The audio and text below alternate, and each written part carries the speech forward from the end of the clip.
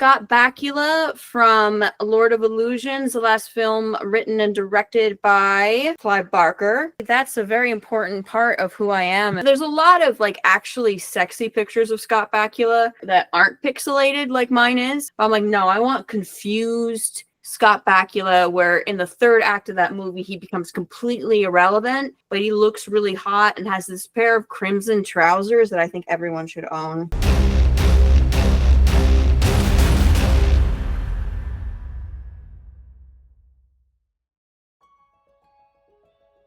I'm Emma of The Impact. I'm from Hopkinton, New Hampshire for some reason. I have my own podcast about film in general, but I'm always, number one, a horror gal.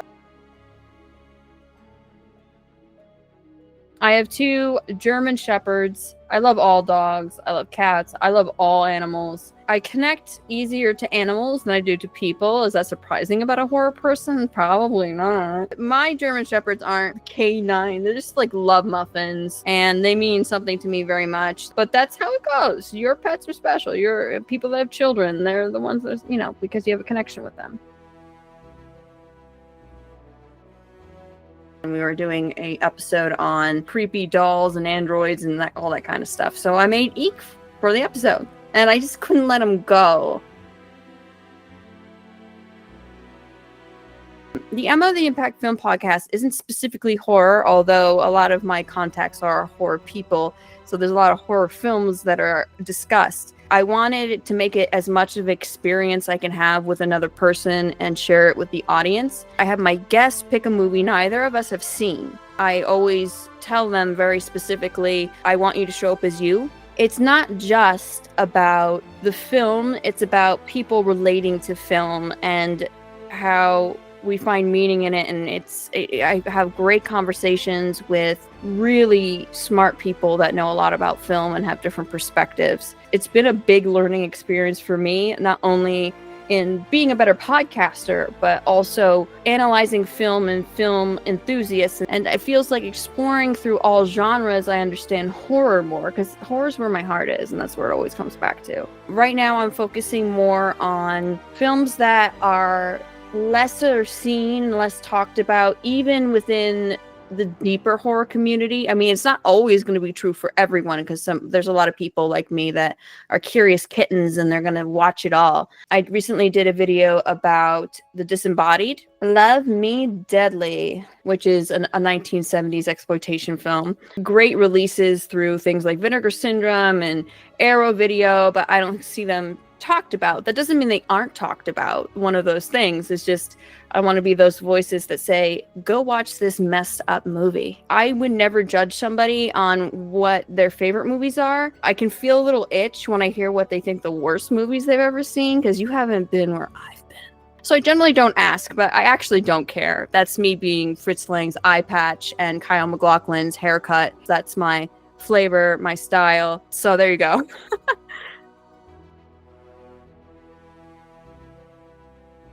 It's how I express myself. It's how I can be very, in a kitsch way, in my opinion, pedantic person when it comes to talking about film. I get so passionate. That essence of me of making kitsch, campy, pedantic. I'm partially Fritz Lang's eye patch, but also partially Kyle MacLachlan's haircut in Showgirls. It's absurd. It's stupid, but it fits his character. His character's supposed to be this very shallow person that we know all along he's going to be the guy that is going to be a jerk. But she's going to fall for him first, and then she'll realize he ain't where it's at. And the haircut fits the absurdity of that stereotype of this character with ego, but also he's very silly and ridiculous. And also the idea that Kyle MacLachlan is a really cool artist in many ways and has been in a lot of projects that I really respect and can relate to.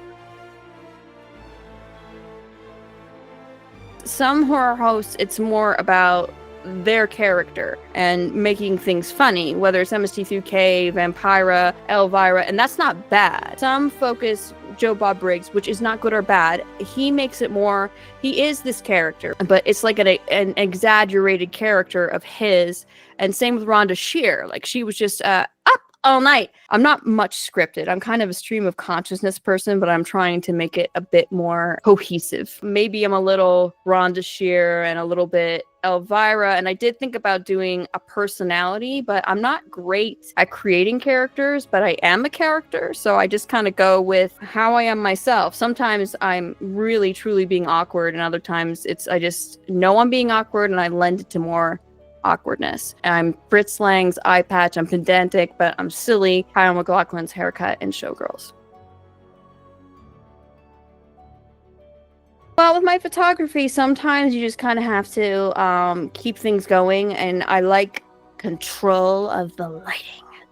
So I generally am very focused on strobe lighting. My best work, and the work that actually means something to me, is when there is actually a narrative to the photo. I've worked semi-professional freelance as a photographer, but when it comes to my own narrative, it's usually one where I've duplicated myself, but I don't do it in post. I take different photos of me in the same scene, and it's kind of like the idea of the self. I hopefully try to wrangle my friends into my work sometimes. If you're true to feeling like a photographer and your relationship to the camera and how you relate to other people, with film photography, I've been really enjoying it because it's more about capturing a specific moment. Like, one of my favorite film photographs I've taken was actually in the darkroom class I took, where it was one of my classmates working with a camera, and she just has pure joy on her face, but also the joy of capturing moments, the joy of creating art. When it comes to how I express my enthusiasm or my ideas through photography, through analyzing film, it also feels when I create, even when I make puppets, a feeling that's within you, and it's like, I see it as like black goo. Not that I think it's all negative feelings. Sometimes I think it's very much joy, but it, like, if you keep it inside yourself, or inside myself, I should only speak for myself. I don't know about other people. Kyle MacLachlan's haircut again. Exploring the self and identity through creating something physical it's hard to describe. And it feels like if I kept it in, even if I'm just making a little monster puppet, it feels like if I don't let it out, it's just gonna fester. I don't always even know exactly what it's about necessarily until I'm finished, or even sometimes years later. Sometimes something artistic just gotta come out, and I think that's in everyone in very different ways. I mean, you can knit a hat and it's the same thing. Some of my photos don't have as much of a narrative. Sometimes it's just me needing to control the light and create something that looks fucking cool. An SOV community shot on video, which was from the late 80s, early 90s. Charles Pinion is great if you want to get into SOV. Red Spirit Lake being my favorite. Twisted Issues. I recommend getting into that type of stuff if you think you could. If you're not part of the SOV community, the Polonio Brothers, Hallucinations. Bleeding Skull is originally a publication about SOV. Just pick a movie that you haven't seen. It doesn't have to be one that's completely unheard of, but maybe it's not in your wheelhouse. I usually do that through Tubi. Tubi has the craziest movies. And also, if folks are aware of Unearthed Films, they bring a lot of life to very low budget, very creepy productions that are great. But they also, this is not a judgment, the reason you know what a Serbian film is because of, in America, those films make money, and I appreciate that other better films that have better intent artistically and also generally. There's also Diabolic DVD, and they kind of take all of the releases from niche distributors, Terror Films, Vinegar Syndrome, Arrow, Severin, and you can kind of find it all in one place. And SOV films that you can find and give a chance to that are from people you've never heard of. You don't know if it's going to be terrible or great. It's an experience. And it feels like through the absurdism of these films, you kind of find reality, man, right? My dad, who was a big film enthusiast, he was an actor, storytelling and things were important to him. And one of the important stories to him was King Kong. I must have been about 4, maybe 3 years old. But it was also one of the first times someone was showing me a movie where it really meant something to them, how I was going to feel about it. So that's kind of a unique experience within itself. When it came to horror itself, I gravitated towards it. And the Video Junction was the name of the small video store in Hopkinton, New Hampshire, this little town. My grandparents, who I was raised by, didn't really pay attention to what I was watching. I know if I brought Hellraiser that has, you know, the priest or Pinhead on the cover, they're going to say no. But I could find like Halloween, like, oh, like whatever, we don't know. Anyway. So it started with the slashers because that's usually the horror films that were talked about the most. So I got through all the slashers. Obviously, Freddy is a big favorite. Eventually, I worked to Hellraiser, which was very changing in my taste too, in a good way. I rented not knowing what it was because it was not well advertised and not advertised as the type of film that it is. On VHS, baby, in either 1999 or 2000, American Psycho. The way it has a huge sense of humor and how Patrick Bateman is so pathetic and yet he's supposed to be scary. I probably didn't process it in the most intellectual way, but I'm like, oh, wow, this is something different. This is something more. Not that American Psycho means more than Halloween. I think any movie can mean as much as you want it to, but it was done in an artistic way that I had never seen before. So that is one of my seminal movies, is American Psycho. The filmmakers are trying to make it as clear as possible. You're not supposed to want to be these people. You're supposed to evaluate through these people. They're vessels. They're not heroes, but they have a more touch of realism to them. But you have to be drawn in by their charisma. American Psycho is definitely one of my big ones. And I love that it's written and directed by women, and it's women's sense of humor on what woman hasn't been talked at the way Patrick Bateman talks at women. I love it so much. That'll always be one of my favorites. Body horror is my favorite, where usually something is happening. It could represent disease, disconnection, identity, dysmorphia, exploring that through something very visceral and inescapable. I recently watched The Ugly Stepsister. The horror she encounters, she does to herself to make herself beautiful, eating a tapeworm, and man, it's great how big it is. I love looking at that. Maybe some people have eye things, like instead of gluing eyelashes on like we do now, we see the big hook and needle going into her eye. It makes me feel calm and happy. And The Brood is an interesting one, where a psychiatrist has this procedure where your emotions become a physical being on yourself in different ways. I don't want to give it away for those who haven't seen it. So your emotions become physical, and it's usually painful or odd and dangerous. And played by the psychiatrist, not a main character, but played by Oliver Reed, of all people. Oliver Reed. Love him in The Devils. The Devils! All we want is a pure release of the Devils, all us horror community, the Devils! Anyway, it's facing reality and darker things and life itself, good or bad, through fiction. I do it through escapism too, with comedy and everything, where I don't want to think about anything, but it doesn't feel a kind of need to connect like horror does. There's two people that are very involved in horror movies that I really want to watch everything they've done, and one is Karen Black. And the other one is Dick Miller. One of my favorite appearances of his is so brief. It's very campy and good. It's kind of a ripoff of The Evil Dead, where David Carradine has like this Book of the Dead, but it's basically starts with these very intentionally sexy 3 or 4 college girls that are hired by Dick Miller to clean this house on a weekend. So they're staying at the house and having fun, and of course there's only one evil tune. They only have. It's actually not that bad. It's a Fred or Frank Olenray film, so it's one of those. And it's one of my favorites. Michelle Bauer, Chainsaw Hollywood Hookers, so fine. And she's like, come on, don't you want to spend time with me? He's like, ugh. You know, that Married with Children idea of comedy, where it's like, my very hot wife wants to have sex with me. What a bother that is. Horror movie scores, I think, especially for more mainstream horror, there's a satisfaction. And then in some films that aren't very good, you know, films that most moviegoers haven't really, they have no interest in seeing, fair enough, where the soundtrack's working harder than the movie to get you to feel a mood, and that really says something about a movie, when you're like, not much is happening on screen, but that soundtrack is really working to create that mood. The Hello Zep, the Saw theme. I love the Saw films, and even the lesser films that I still love. Whenever like you hear that rising score when it's the end, there's something that really gets you excited and drawn in because you know it's going to be, "Hello, Mr. Hinkle," or as they called you at the hospital, "Zep," and it's dun dun dun dun. You know, it's like this curtain close that feels so good. Not because the movie's over. It's a comfort of this is the final test.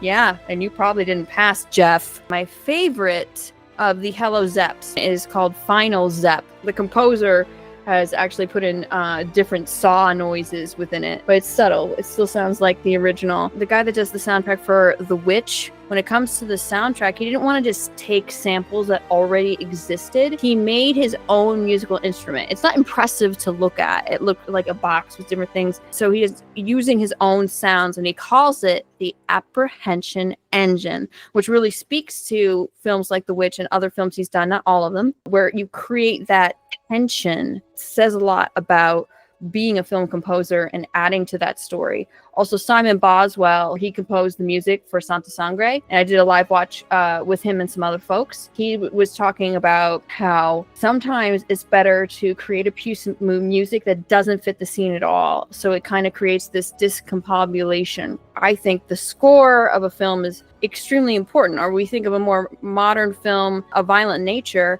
where there's no specific soundtrack, but the noise of the woods and the heavy noise of his feet moving throughout the forest creates a lot about that film. I think soundtracks, scores are a very important part of storytelling. I'm a big fan of John Carpenter's work outside of his film stuff. He does these great albums called The Lost Themes. If you're into like kind of techno, eerie, those are great. I think he's up to the 5th or 6th one. I also have a lot of things from a lot of giallo films and a lot of atmospheric music. Goblin is a great example, or Libra, which was similar to Goblin. I think that's my favorite type of music, actually, is listening to those scores. Or you think of Disaster Pieces, work for It Follows. I listen to that while I work. I freaking love it.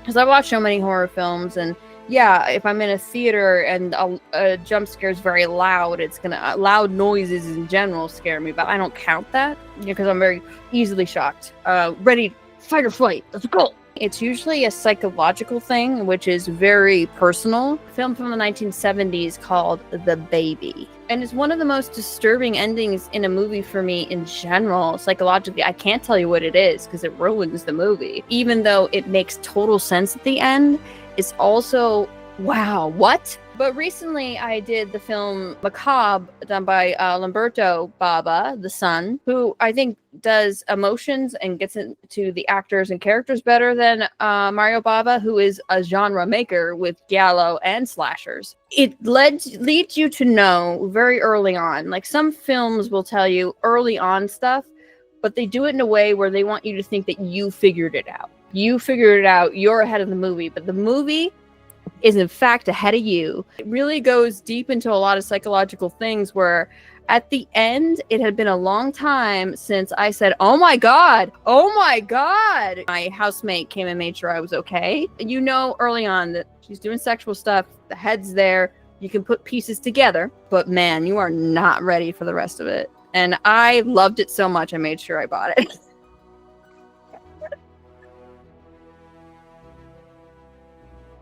You bring yourself to having meaning to horror, and there's somebody that could be a completely different person than I.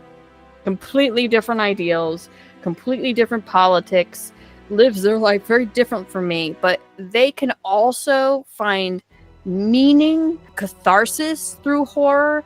And yes, they're looking at it as a lens very different than I. When you connect with horror, that's also a genre that's looked down upon. I found meaning through that, through my ideals, my perspective of life, what I'm looking for. Finding a connection through something that's looked down upon as our baser instincts or whatever, however you want to phrase it. Everyone deals with themselves and the way they relate to the world and what they've been through.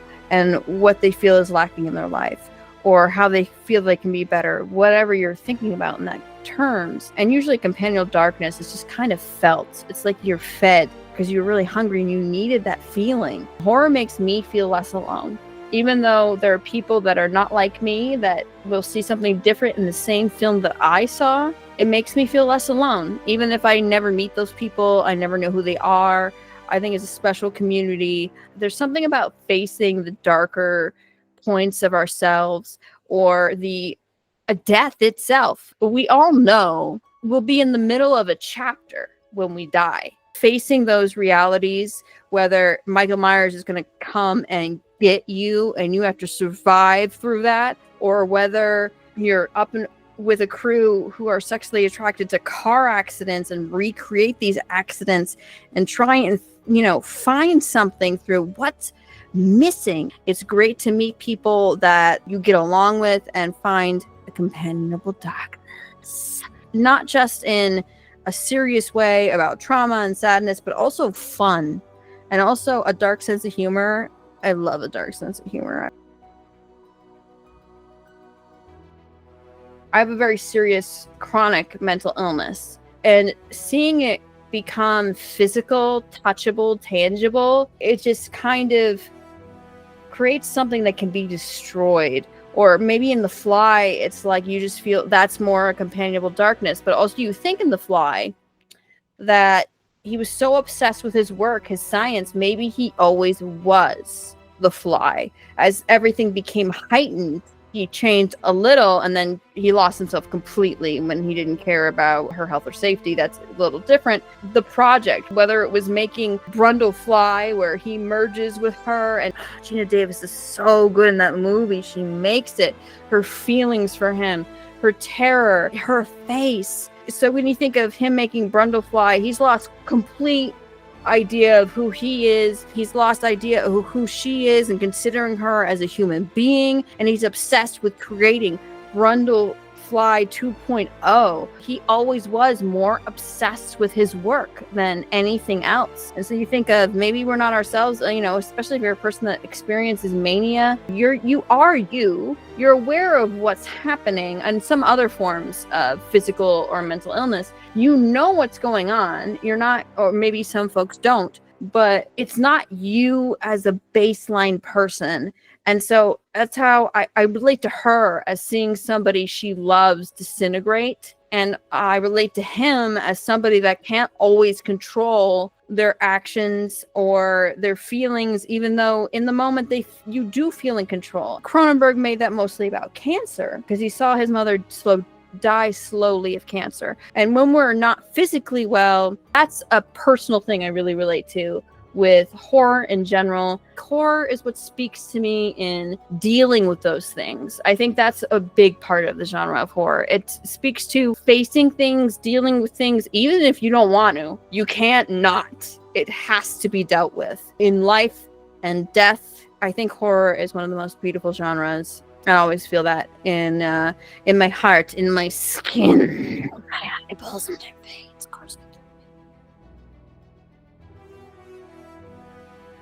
She's sick and we loved her.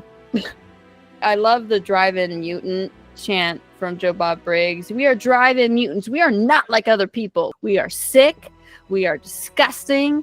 If life had a vomit meter, it'd be off the scale. So it'd be something to that effect, but more original to me. We loved that she was passionate about the people in her life and her artistic endeavors, but she was pretty fucking sick sometimes. I don't know what she saw in it, but we like that she was that way. You know what I mean? Like, accepting that I am Fritz Lang's eye patch and Kyle MacLachlan's haircut from Showgirls and loving me anyway.